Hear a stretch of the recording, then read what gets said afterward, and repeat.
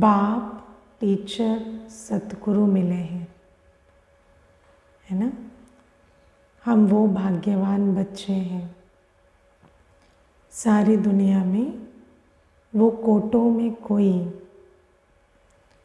वो विशेष बच्चे हैं जिन्हें स्वयं परम पिता, जिनको सारी दुनिया क्या कहती है, सुप्रीम फादर, परम पिता, कोई ऑर्डिनरी फादर नहीं, सुप्रीम फादर, परम पिता आकर हम बच्चों को प्रैक्टिकल में पालना दे रहे हैं, है ना। प्रैक्टिकल में बाबा आकर हमें पालना दे रहे हैं, लेकिन उस पालना को भी पहचानने के लिए अक्ल चाहिए, है ना। और उस पालना को भी अनुभव करना पड़े, क्योंकि पालना दे तो रहे हैं पर पालना का अनुभव भी करना पड़ेगा।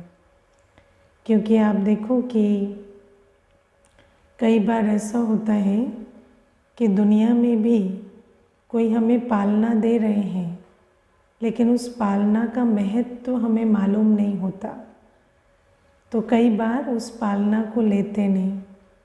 आपने बच्चों को देखा है ना, ग्लास भर के दूध दो तो फेंक जाते हैं, है ना। बच्चे होते हैं ना, ग्लास भर के दूध देगी माँ और जाएगी तो उसको सिंक में डाल दिए होंगे, है ना, उसको फेंक दिया होगा और कहेंगे हमने पी लिया। अब आप देखो पालना तो बहुत अच्छी मिल रही है, लेकिन क्या कर रहे हैं, दूध का ग्लास फेंक दिया। माँ ने बहुत अच्छा भोजन बनाकर टिफ़िन में दिया, लेकिन उसको, है ना, किसी और को खिला दिया या खुद या फेंक दिया और खुद जाकर बाहर से गंदी चीज़ें खाकर आ जाते हैं। ऐसा भी करते हैं ना। तो बच्चों को भी क्या होता है, पालना मिल रही है, लेकिन उस पालना के महत्व को ना जाने तो कई बार लेते नहीं। कोई कहेगा कि आपको तो इतनी अच्छी पालना मिली, लेकिन महत्व नहीं है तो पालना हमने ली ही नहीं। किसी को दूध मिला नहीं, किसी को मिला तो उसने फेंक दिया, ऐसा भी होता है ना। तो बाबा हमें कहते हैं अभी हमें परम पिता, सुप्रीम फादर मदर पालना दे रहे हैं। और इस पालना, ये पालना किसकी है, सर्वशक्तिवान बाप की पालना है। और ये इतनी शक्तिशाली पालना है कि बाबा ने आज कहा ना कि बाबा सर्वशक्तिवान है, तुम्हारा पिता सर्वशक्तिवान है, माया भी सर्वशक्तिवान है। लेकिन अगर बाबा की पालना लें तो सर्वशक्तिवान बाप की पालना से माया जीत बन सकते हैं, विकर्मा जीत बन सकते हैं। लेकिन उस पालना को हम लेते हैं या नहीं, वो विचार करना है। अब आप देखो, सबसे पहली चीज़ बाबा ने हमें क्या सिखाया कि दुनिया में तो मनुष्य को उठाते हैं या अलार्म क्लॉक उठाती है, लेकिन हमें कौन उठाता है, बाबा। हमें बाबा उठाता है। अब हम पूछें कि हमें बाबा उठा तो रहा है, पर हम बाबा के उठाने से उठ रहे हैं या हम अलार्म क्लॉक से ही उठ रहे हैं, है ना। क्योंकि अगर बुद्धि में अलार्म क्लॉक है या तो उठ ही नहीं रहे, है ना, उठ ही नहीं रहे तो वो फिर और ही दूसरी बात। लेकिन बाबा कहते हैं, बाबा तो खटिया भी हिलाता है आकर, है ना, बच्चे की खटिया हिलाकर भी उठाता है। बाबा तो बच्चे को आह्वान कर कर उठाता है, लेकिन हम बाबा के उठाने से उठते हैं। और सबसे पहले गुड मॉर्निंग हमारी परम पिता परमात्मा से होती है।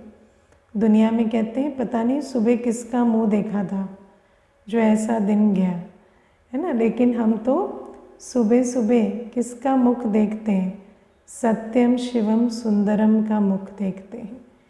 लेकिन हम अपने आप से पूछें, क्या सच में हम पालना ले रहे हैं, या अभी भी उठते हैं और फिर मनुष्य का मुख ही पहले देखते हैं। अब मुख कैसे देखते हैं? बुद्धि से। किसी मनुष्य का भी मुख आप कैसे देखते हैं? बुद्धि से ही तो देखते हैं ना। कई बार कोई सामने नहीं है, पर जैसे ही उठे तो किसको देखा है ना, बुद्धि में स्मृति है, कल जिसके साथ झड़प हुई थी उसकी स्मृति है, तो उठते ही फिर उसका मुख बुद्धि से देख लिया। तो आज भी जैसे है ना, दिन की शुरुआत ही ऐसी हुई। अभी देखो, एक दिन कोर्स करा रही थी तो 2 बहनें बैठी थी, तो मैंने पूछा कि ऐसे ही, मैंने पूछा भी नहीं, मैंने तो ऐसे ही एज्यूम करके कहा कि देखो, जब सुबह उठते हैं तब तो खुश ही होते हैं ना, शांत ही होते हैं। तो वो एक बहन कहती, नहीं मैं तो उठती हूँ तभी एंग्शियस होती हूँ, है ना, मैं तो उठती हूँ तभी मुझे एंग्जाइटी होती है। तो मैंने उनको कहा, नहीं, उठते हैं फिर वो जो थॉट लेते हैं उस थॉट को चेक करो, क्या थॉट है। तो कहते हैं, अब क्या थॉट होगा, सोते सोते भी काम के बारे में सोचते हैं, उठते हुए भी काम के बारे में। स्ट्रेस इतना है कि क्या करें, है ना, पोजीशन है, डिलीवर करना है, क्लाइंट बैठा है। तो अब आप देखो, सुबह सुबह मुख किसका देख लिया, हाँ, जिसका मुख देखने से टेंशन होती है, तो फिर सारे दिन क्या वही एंग्जाइटी चलती रहती है। लेकिन अब उनको कहा, जैसे मैंने उनको पूछा कि आप सुबह सुबह उनके बारे में क्यों सोचते हैं, तो कहते हैं, मेरी लाइफ में और कुछ है ही नहीं ना, मैं काम ही करती हूँ मेरा और कोई है ही नहीं। मैं ना मेरा कोई परिवार के साथ रहती, ना बच्चे, ना कुछ, तो काम ही है, तो वही बुद्धि में रहता है, तो उसी के साथ उठते हैं, उसी के साथ सोते हैं। तो आप देखो कि मनुष्य क्या है, जिसके साथ उठता है, जिसके साथ सोता है, उसी के संकल्प चलते हैं और उसी के आधार से मन की स्थिति बनती है। लेकिन बाबा कहते हैं, तुम वो पद्मा पदम भाग्यवान, वो धरती के सितारे हो, भाग्य के सितारे, जो उठते और सोते परम पिता परमात्मा शिव बाबा के साथ है ना। तो हम सोते भी हैं तो अंत में सोने समय किसके साथ सोते हैं? बाबा के साथ, अंत घड़ी बाबा की याद। और फिर उठते भी हैं तो सबसे पहले प्यार के सागर का मुख देखते हैं, और नहाते किस में है ना, ज्ञान और योग के जल में। सुबह सुबह उठते ही क्या करते हैं? ज्ञान की शक्तिशाली पॉइंट पर मंथन करते हैं और प्यारे बाबा की याद में बैठते हैं, पवित्रता के सागर, प्रेम के सागर की याद में बैठते हैं, ज्ञान का स्नान करते हैं। मुरली सुनने से पहले भी, अमृत वेले भी, है ना, कुछ ना कुछ तो स्वमान या कुछ ना कुछ ज्ञान की पॉइंट स्मृति में रखते हैं। तो आप सोचो कि ईश्वरीय पालना और दुनिया की पालना में कितना अंतर है। उसके बाद आओ, कोई भी चीज़ करते हैं, है ना, तो कैसे करते हैं? निमित्त भाव से। मानो भोजन भी बना रहे हैं, कोई और कार्य भी कर रहे हैं, प्रिपरेशन भी कर रहे हैं, तो कैसे कर रहे हैं? करन करावनहार बाप को साथ रखकर। अकेले नहीं है, करन करावनहार बाप साथ खड़ा है। हम काम करते हैं, वो बोझ उठाता है ना, हम बोझ नहीं उठाते, कोई वरी नहीं, कोई टेंशन नहीं, बहुत लाइट होकर, बहुत निमित्त और निर्माण भाव से हर कार्य करते हैं, बाबा की याद में, बाबा के साथ में करते हैं। तो हमें कोई, है ना, ऐसे थकान नहीं होती, या मैंपन के बोझ से हम बोझिल नहीं होते, है ना। देखो, एक बहन आती थी कोर्स करने, तो बहुत प्रश्न पूछती थी। तो एक दिन मुझे कहती है, मैं आपको एक बात बताऊं, मुझे ऐसा लगता है कि कुछ दिनों में आप मुझसे थक जाएंगे और आप मुझे कहेंगे कि अब मुझे जितना आपको बताना था बता दिया, अब आपको समझना है तो समझो, नहीं तो जाओ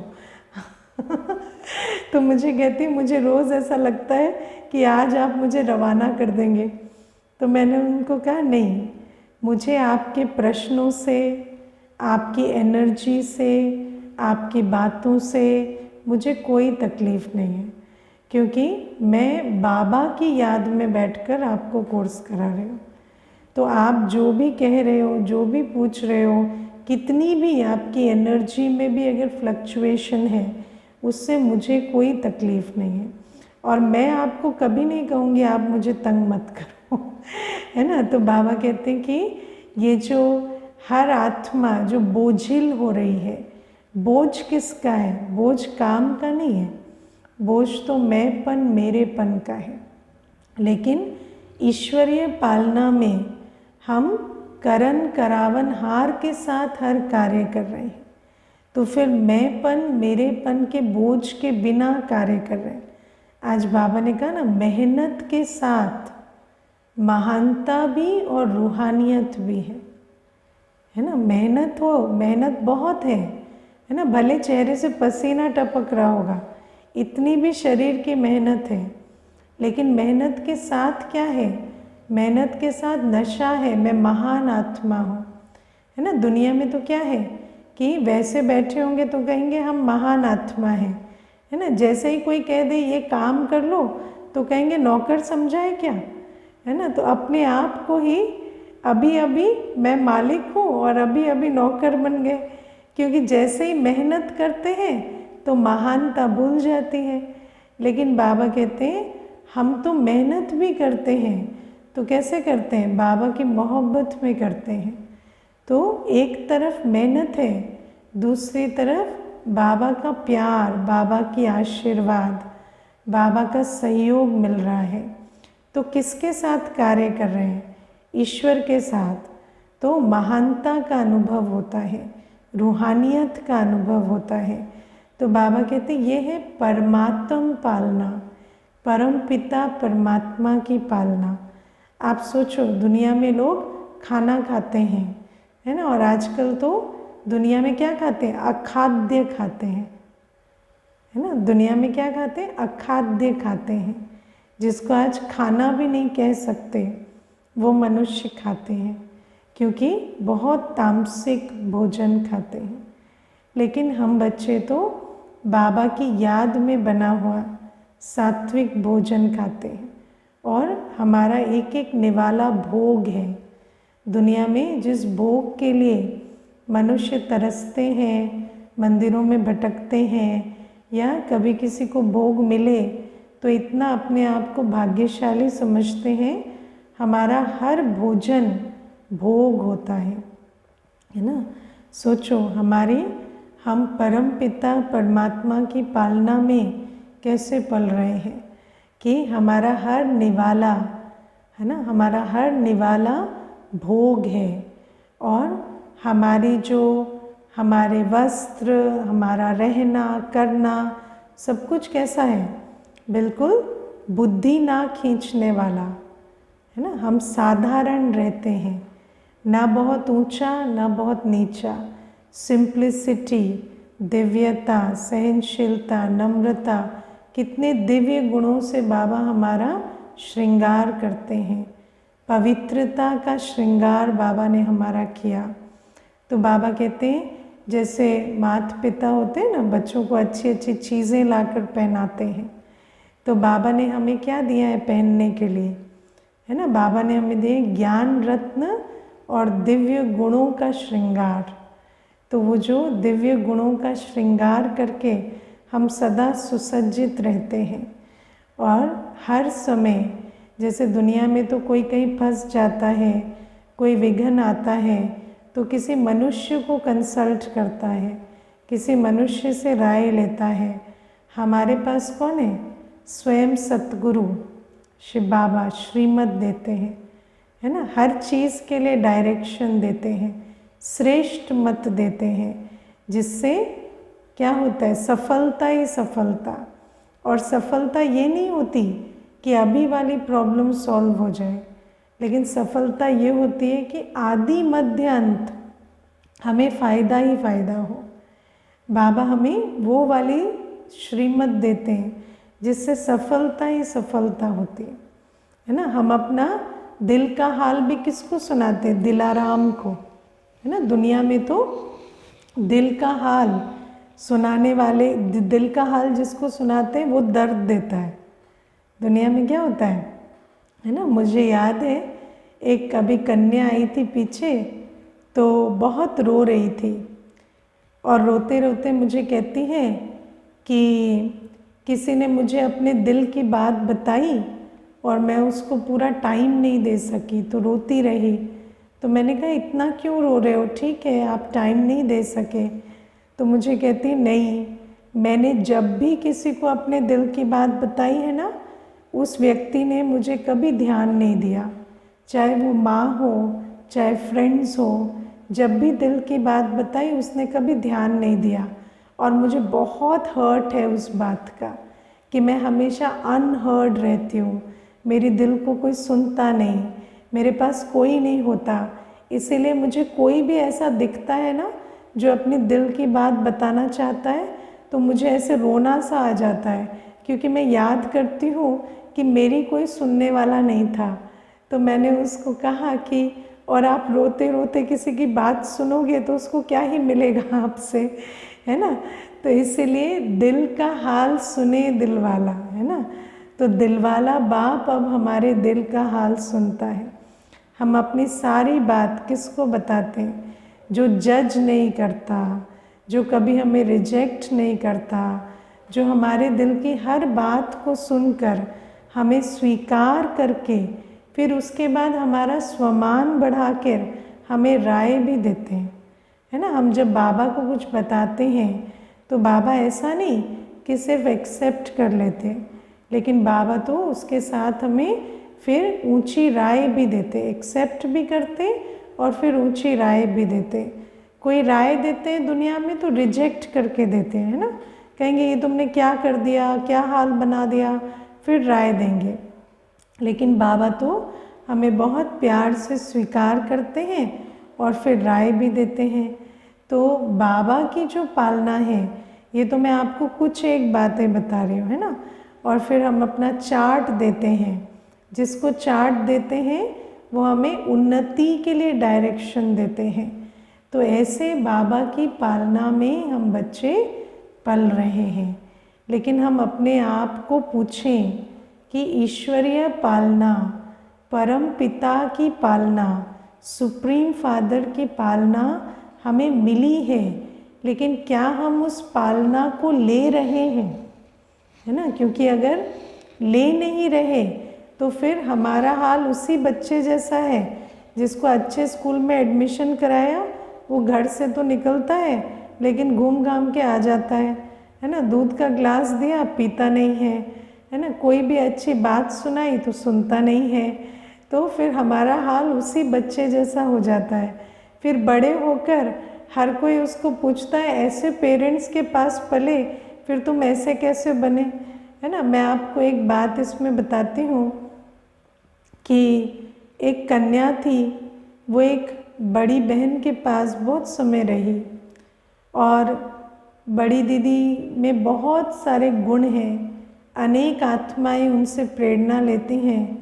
लेकिन जब वो बता रही थी उस पूरे समय के बारे में, तो सिर्फ अवगुण ही देखे थे उसने और अवगुण ही बयान किए, है ना। ऐसे किया उन्होंने, ऐसे बोल दिया, ऐसे कर दिया।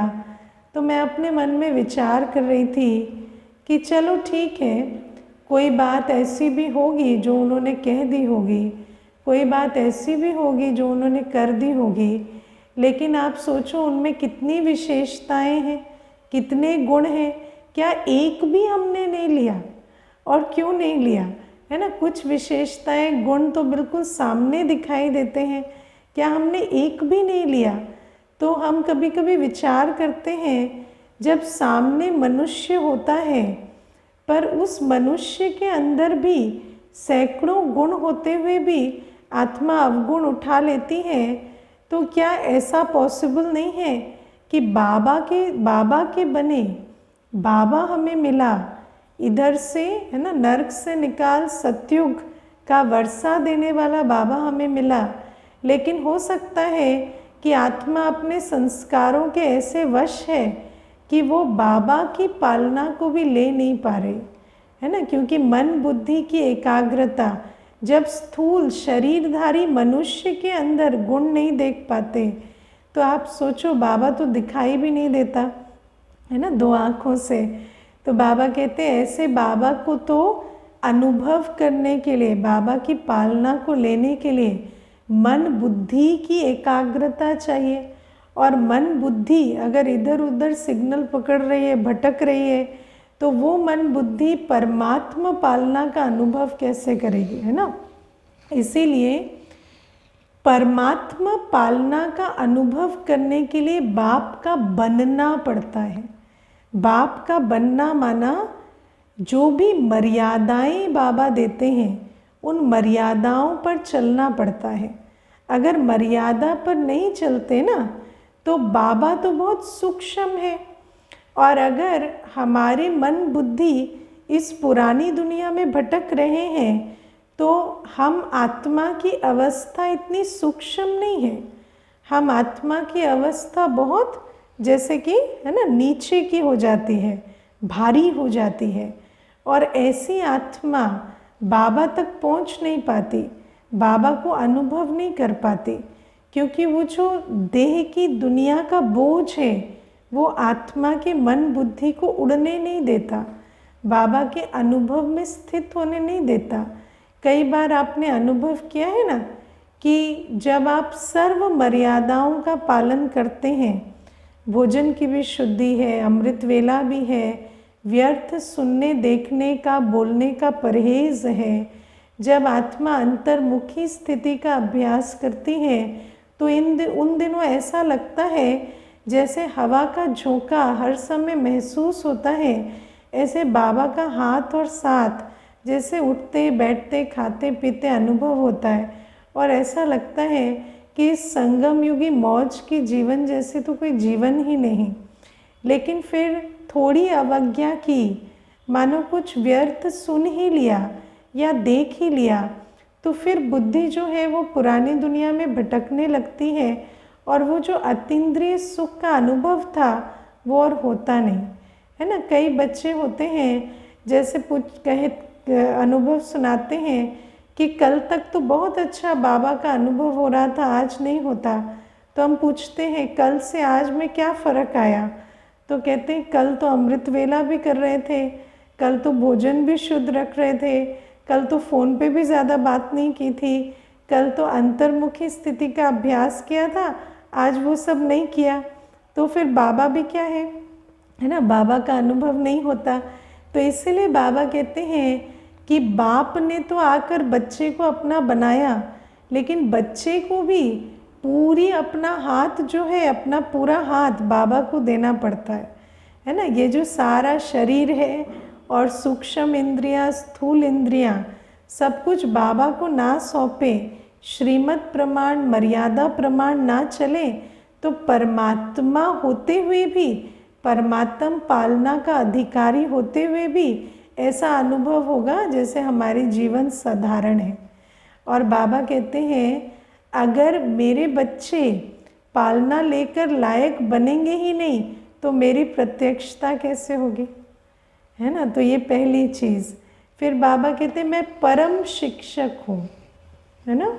परम शिक्षक, मैं तुम्हें सृष्टि के आदि मध्य अंत का ज्ञान देता हूँ, है ना। इस दुनिया में जब भी कोई मनुष्य पुरुषार्थ करता है, पुरुषार्थ तो नहीं कहेंगे उसे, कर्म करता है, तो वो पीछे का ट्रॉमा, वर्तमान का विघन और आने वाली परिस्थिति के भय के प्रभाव में कर्म करता है। मनुष्य कर्म कैसे करता है? पीछे जो दुख की बात हुई उसका भी प्रभाव है, आज जो विघन है उसका भी प्रभाव है, और भविष्य में जो भय है कि क्या होने वाला है, ऐसा ना हो जाए वैसा ना हो जाए, वो प्रभाव भी बुद्धि पर काम कर रहा है। और इन तीनों के बीच में फंस के वो आत्मा जो कर्म करती है, वो कर्म नेचुरल है कि श्रेष्ठ नहीं होता, बहुत लो वाइब्रेशन का कर्म होता है। लेकिन बाबा कहते हैं कि तुम परम शिक्षक से पढ़ने वाले बच्चे, तुम्हें आदि मध्य अंत का ज्ञान है। तुम्हें मालूम है कि तुम्हारा आदि क्या है। तुम देव आत्मा हो, सर्वगुण संपन्न 16 कला संपूर्ण आत्मा। तुम्हारा वर्तमान क्या है कि तुम संगम युगी ब्राह्मण हो, अप्राप्त नहीं कोई शक्ति ब्राह्मण के खजाने में। ऐसा कोई संकल्प नहीं जो तुम रचो और वो सिद्ध ना हो सके। सर्वशक्तिवान के साथ हो तुम, और भविष्य तुम्हारा निश्चित है कि तुम देवता बनने वाले हो। तुम्हारे पद के प्रति थोड़ा डाउट हो सकता है कि राजा बनोगे कि प्रजा बनोगे, लेकिन इस पे डाउट नहीं है कि तुम देवता बनोगे। तो बाबा कहते हैं जिस आत्मा को परम शिक्षक की शिक्षाओं पर निश्चय है वो सदा निश्चिंत होती है। और जब हम निश्चिंतता में कर्म करते हैं ना, जब हम रूहानी नशे में कर्म करते हैं, तो वो कर्म बहुत श्रेष्ठ कर्म होते हैं और उनसे भाग्य बनता है। इसीलिए बाबा हमें ये बात कहते हैं कि तुम परम शिक्षक की शिक्षाएं प्राप्त करने वाले भाग्यवान आत्माएं हो। तुम्हें आदि मध्य अंत का ज्ञान है।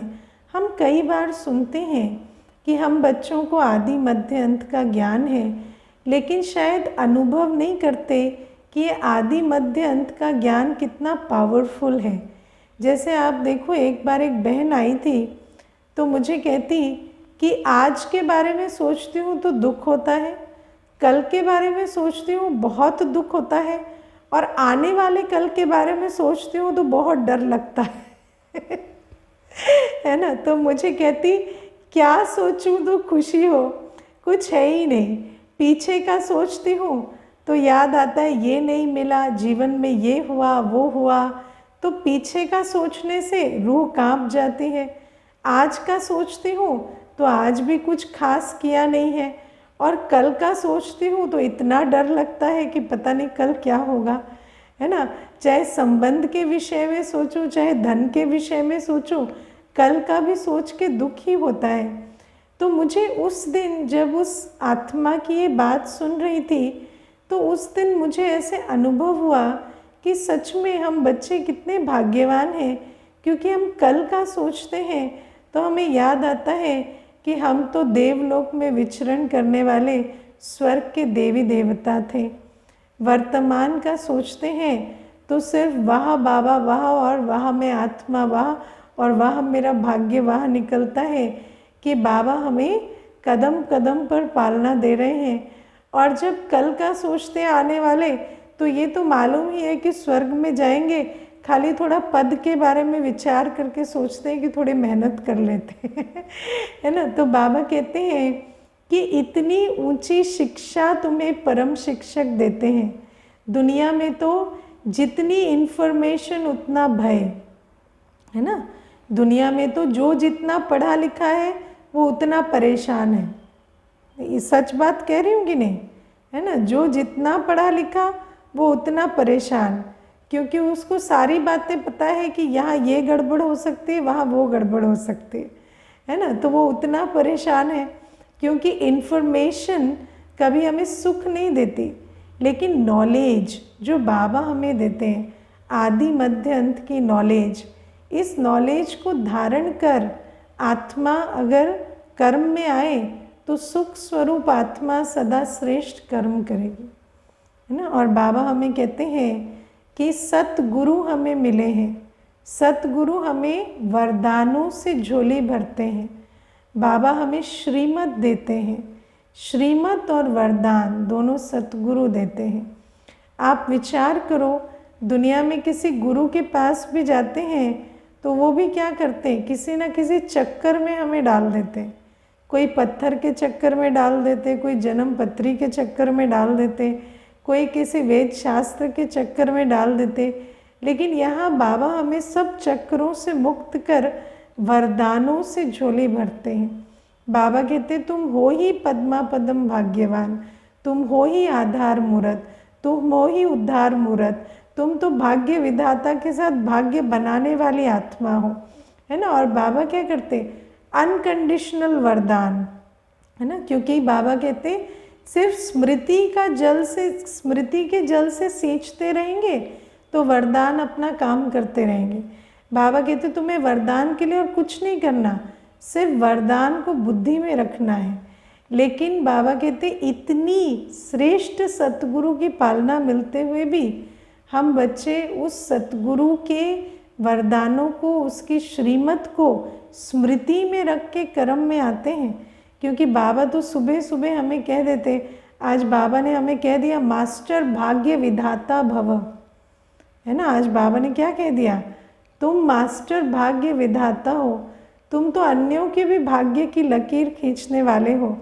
लेकिन अगर बीच में सारे दिन में ऐसे माथा पीटा कि पता नहीं मेरा भाग्य क्या है, तो क्यों किया, क्योंकि मास्टर भाग्य विधाता का वरदान भी स्मृति में नहीं रखा।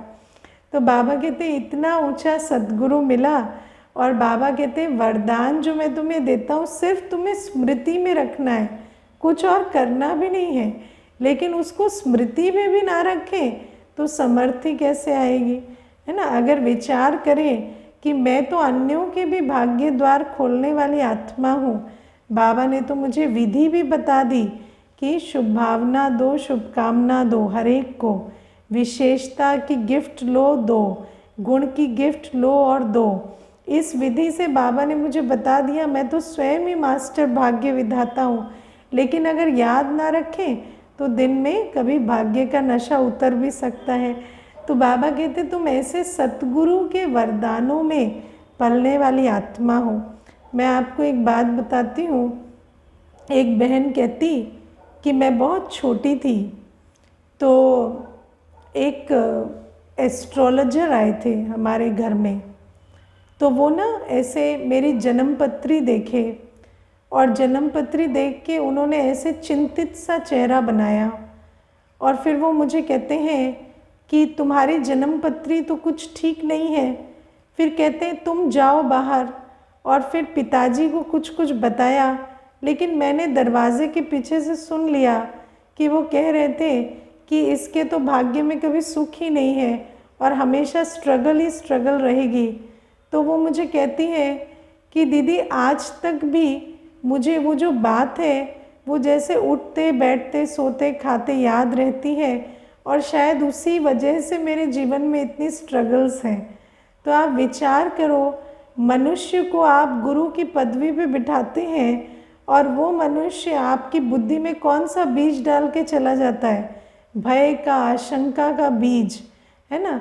बाबा कहते हैं मास्टर भाग्य विधाता हो तुम, तुम्हारे मुख से कभी अशुभ बोल नहीं निकलने चाहिए, है ना। इसको समझना। जब सतगुरु बाबा, कभी बाबा क्या नहीं जानते हम क्या पुरुषार्थ करते हैं क्या नहीं, बाबा क्या नहीं देखते कि इनके कर्म कैसे हैं, लेकिन कभी बाबा ऐसे कहते हैं कि तुम्हारा तो लगता है तुम प्रजा में ही आओगे, कभी नहीं कहते। बाबा हमें रोज़ राजा बनने का टारगेट देते हैं।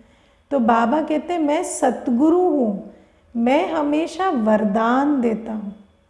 और बाबा कहते तुम मेरे बच्चे हो, तुम्हारे मुख से चाहे कोई कैसे भी कर्म कर रहा हो, तुम कोई उनका भविष्यवाणी करने के लिए नहीं बैठे हो, तुम बैठे हो किसी भी आत्मा को शुभ भावना शुभ कामना देने के लिए, तुम बैठे हो वरदान देने के लिए। देखो मुझे एक बात देखो, एक बार ना दो माताएं आई, तो एक मैरिड थी, उसके बच्चे थे, दूसरी अनमैरिड थी। तो दोनों बैठी सामने, तो दोनों की एज लगभग एक सी थी। तो एक ने मुझे पूछा कि हम तो ज्ञान मार्ग में चलना चाहते हैं, जैसे दुनिया में भक्ति के संस्कार लेकर आते हैं ना, तो कहते लेकिन हम तो गृहस्थ में फंस गए हैं, तो क्या हमारा इसमें उद्धार हो सकेगा। तो मैंने उसको कहा चैरिटी बिगिन्स एट होम कहता है भगवान, तो आपके पास तो ज्ञान के साथ ज्ञान के एप्लीकेशन का क्षेत्र भी है ना। आप तो जहाँ बैठे हैं वहीं पे आप पुण्य कर्म करके अपना भाग्य भी बना सकते हैं। सेवा की वृत्ति रख के बच्चों की पालना करेंगे तो वो भी सेवा के खाते में जमा हो जाएगा। तो आपसे ज़्यादा भाग्यवान तो कोई भी नहीं। अब वो जो दूसरी माता थी उसने फिर कहा तो मैं अनमैरिड हूँ, तो फिर मेरा तो भाग्य कैसे बनेगा, क्योंकि मैं तो अकेले रहती हूँ, मैं चैरिटी बिगिन्स एट होम कैसे करूँगी।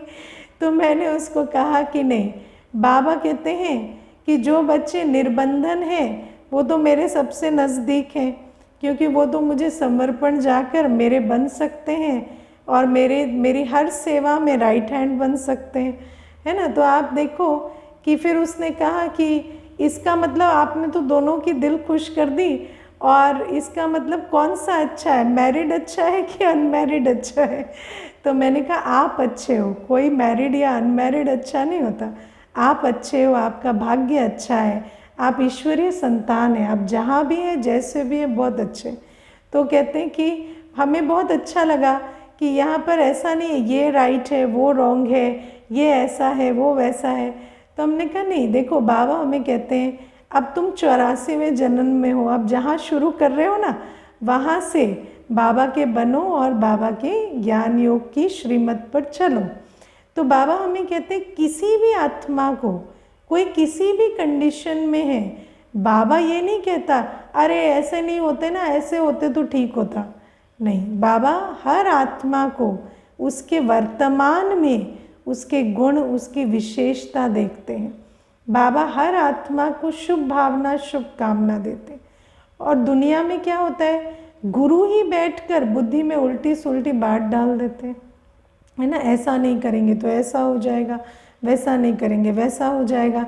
तो बाबा कहते सोचो तुम सतगुरु की पालना में पल रहे हो, जो सतगुरु मुझे वरदान के सिवाय कुछ भी नहीं देते, सारे दिन शुभ भावना शुभ कामना के बोल वरदानों की वर्षा बाबा करते हैं। लेकिन ऐसे सतगुरु के भी हम वरदानों को स्मृति में रखें, तब तो हम son shows father, student shows teacher और सतगुरु के फॉलोअर बनकर सतगुरु का शो कर सकें। तो आज इसी बात पर अटेंशन देना कि परम पिता परम शिक्षक सतगुरु के हम बन तो गए, लेकिन बाबा की पालना पढ़ाई और वरदान जो हमें मिल रहे हैं, क्या हम उनको धारण कर उसका स्वरूप बन ऐसे दर्शनीय मूर्त बन रहे हैं जो हमें देखकर शिव बाबा की प्रत्यक्षता हो। ओके, ओम शांति।